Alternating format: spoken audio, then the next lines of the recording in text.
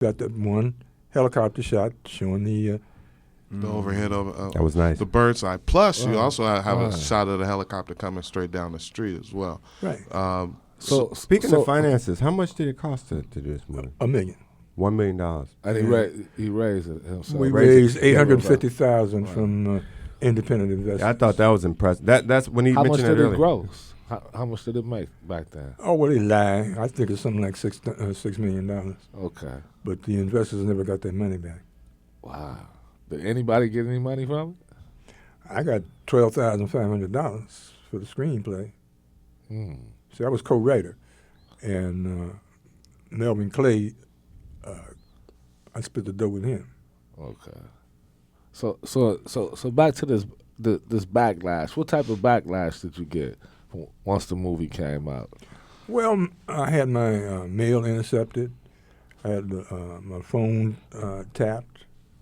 There was a character assassination campaign. They couldn't get it straight. One minute, rumor circulating that I was a womanizer, and the next minute I was supposed to be gay. Only 50% of which is true. You figure out for yourself which I am. There you go. And see, this is what happens, Chicago. When black men stand up and try to do powerful things, it seems like they always try to shut us down, man. But we keep going, and that's how we got to roll. We got to stay strong and keep going. Yeah. Well, it didn't work. I probably got more props from the community on a grassroots basis than anywhere else. Bougie intellectuals don't deal with my work. For instance, since I came back from Ghana, I've been turned down by black history departments, Chicago State University, Columbia College, Northwestern University, University of Chicago, and Kennedy King. They want you to come in and talk to the students? They won't hire me to teach. Wow, that's crazy. So It ain't crazy when you understand the mindset of bougie niggas. Explain that mindset to us. Well, I wrote a poem about it. Once upon a time, they used to own slaves. Nowadays, they rent us.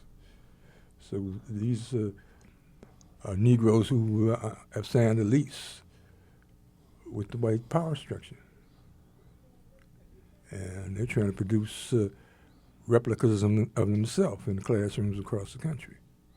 This is the first time in our history that we haven't had one black radical intellectual. There's nobody out there who can fit that description. You think black folks are scared? Hell yeah. I mean, why? Because you've been through the civil rights movement. You know, with us being a younger generation, we really don't. We don't understand why the torch hasn't been passed. Like what happened to our leaders. You know, we don't see it in entertainment. We don't see it in athletics. The leaders sold out, man. You know, every revolution in the 20th century was sold out by the bourgeois leadership, going all the way back to the French Revolution. Bourgeois don't make revolution; they co-opt revolution.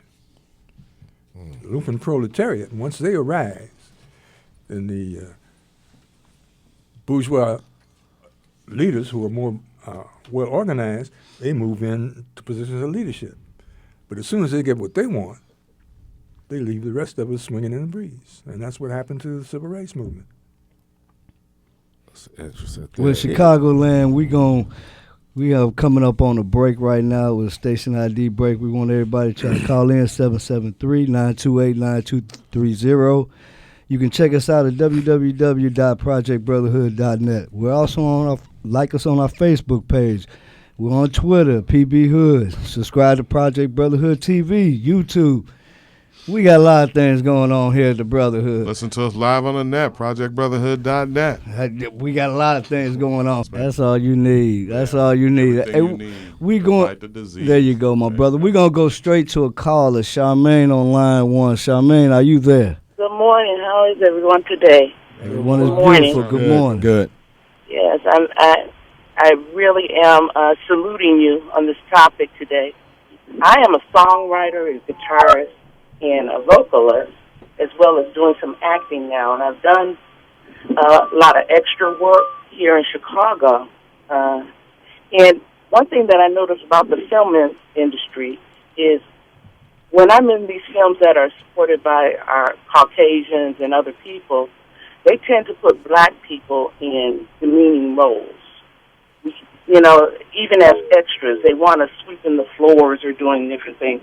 I've been fortunate to have some featured extra roles, but the worst thing about it is that we don't get black support, and that's part of the reason why we don't have a lot of black professionals, even with the music part of it. Charmaine, excuse me. People say, me. well, you need to take that to Nashville. You need to take it to white people.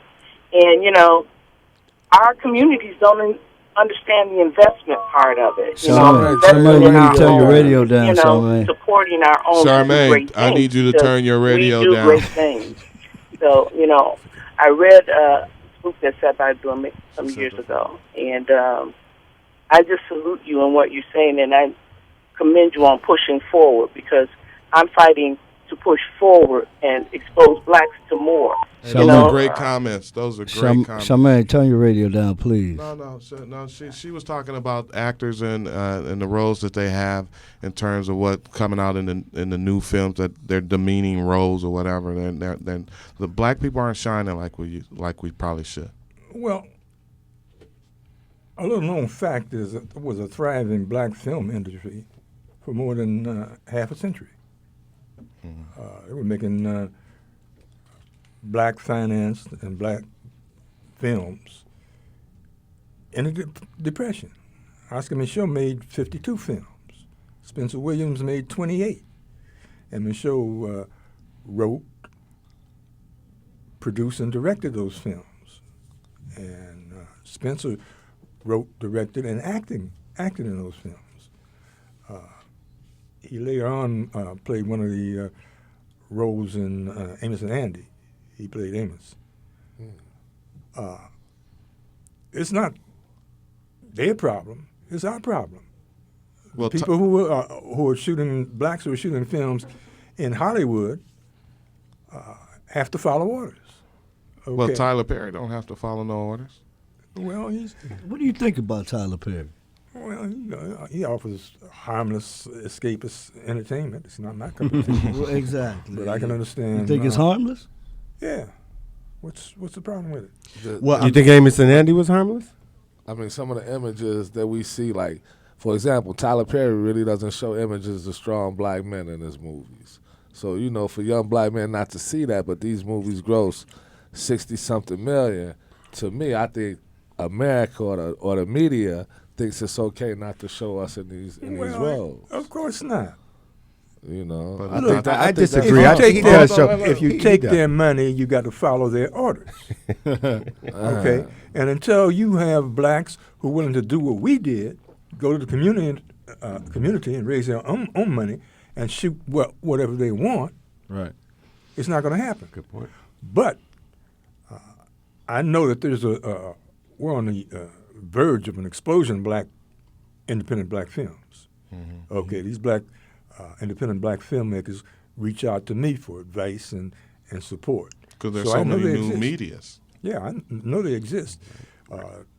I know one brother, he made an independent film. It wasn't a low budget, it was no budget. He didn't pay nobody.